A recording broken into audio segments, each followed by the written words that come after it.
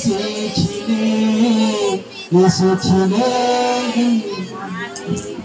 স্বর্গের সিঁড়িতে তুমি তুমি এসেছিলে এসেছিলে মাটির ঘরে মাটির ঘরে অবশেষে ভালোবেসে কুশো পরে জীবন দিলে অবশেষে ভালোবেসে কুশো পরে জীবন দিলে।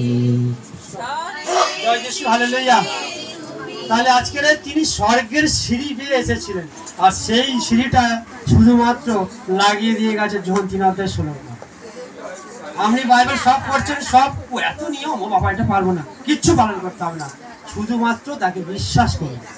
বিশ্বাস করলে বলছে অনন্তকাল স্বর্গে থাকবেন, বিনষ্ট হবে না এই দেহ, এই আত্মা বিনষ্ট হবে না, অনন্তকাল স্বর্গে যাবে। ঈশ্বর জগৎকে এমন প্রেম করিলেন, তার একমাত্র পুত্রকে দান করিলেন, এই পুত্রকে যে কেউ বিশ্বাস করিবে সে বিনষ্ট হবে না, কিন্তু আনন্দ জীবন পাবে। বিশ্বাস করুন, আর বিশ্বাসের মধ্যে একটু ভরসা লাগিয়ে রাখুন। হালেলুয়া। আজকের আমরা সুস্থতা দূর হবেই। আপনি কোথায় দেখছেন সেটা হচ্ছে বড় কথা, কারণ সবকিছু সুস্থতা উপর থেকে আসে। আমরা কি করছি, দৌড়াদৌড়ি করছি এখানে ওখানে সেখানে, সুস্থতা আছে ওপরে, তাই না? তাহলে ওপরের দিকে দেখুন, অবশ্যই সুস্থ। আমরা চাকরি নেই, আমরা ব্যবসা খারাপ, আপনি লোনে ডুবে গেছেন, আপনি ঋণে হয়ে গেছেন, আমরা আত্মীয় স্বজন আপনাকে ঘৃণা করে যিশু করেন বলে, তবুও আপনি ওপর থেকে চোখ সরাবেন না, কারণ যেতে হবেই রে। ভাবলীলা সঙ্গ করে একদিন, তাহলে যেতে যখন হবে, তাহলে আমাদের যেখানে যেতে হবে সেখানে তাকাই না, আমাদের তাকানোটা অন্যদিকে হচ্ছে, ভুল হচ্ছে। আমাদের চোখ কোথায় আছে? আমাদের চোখ নিচের দিকে আছে, মাটির দিকে, এই জাগতিক সংসারে আছে।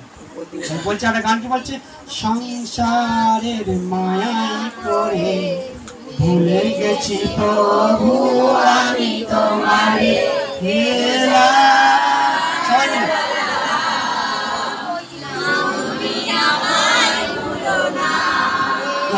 সংসারের মায়ায় পড়ে ভুলে গেছি প্রভু আমি তোমারে হেরা। তোমায় ভুলবো না, আমি তোমায় ভুলবো না। জয় যিশু। কতজন বলেননি আমি তোমায় ভুলবো না?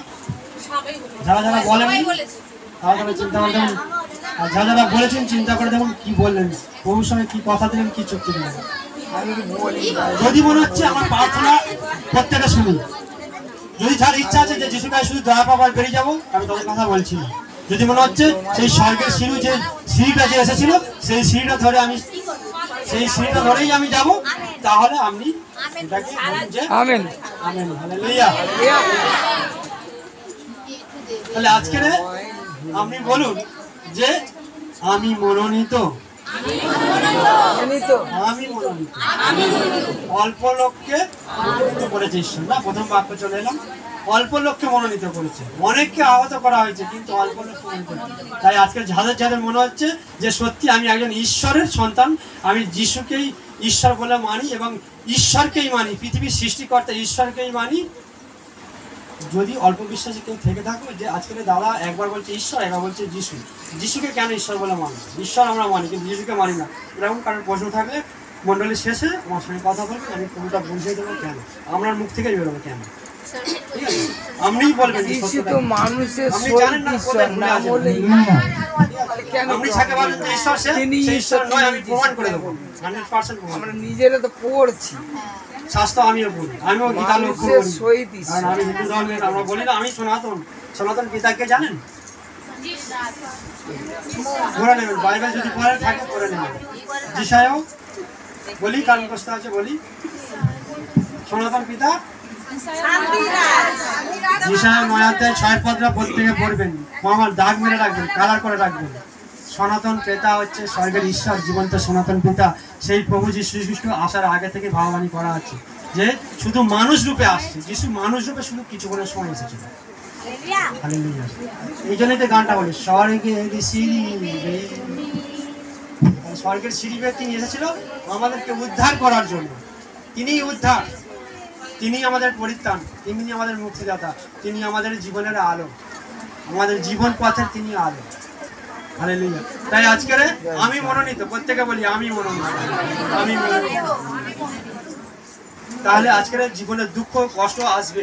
আজ আমরা রক্ত মাংসের মানুষ, পাপের সংসারে বাস করি, মায়ায় ভরা সংসারে বাস করি। গান কি করলাম? তোমায় ভুলে গেছি ডাকতে, বলেছি তো? তাহলে সত্যি সত্যি আমরা দেখো আমাদের কাজটা আগে করি, তাকে একটা ধন্যবাদ দিতে ভুলে যাই। সকাল থেকে 24 ঘন্টায় দিন হয়, যদি আপনি 6 থেকে 7 ঘন্টা ঘুমান, বাকি 17-18 ঘন্টা আপনি কি করেন? একবার ভেবে দেখেছেন এই 17 ঘন্টা 18 ঘন্টার মধ্যে ঈশ্বরকে কতক্ষণ ডাকেন? বাইবেলে লেখা আছে দশমাংশ দিন, দশমাংশ দিন। দশমাংশ মানে আমরা 2 ঘন্টা 40 মিনিট হয়, 10 ঘন্টা 24 ঘন্টা, 2 ঘন্টা 40 মিনিট প্রতিদিন ঈশ্বরের সঙ্গে লেগে থাকি না।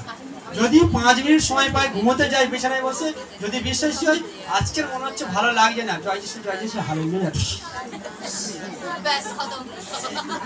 করি কি না? আমি করি তো।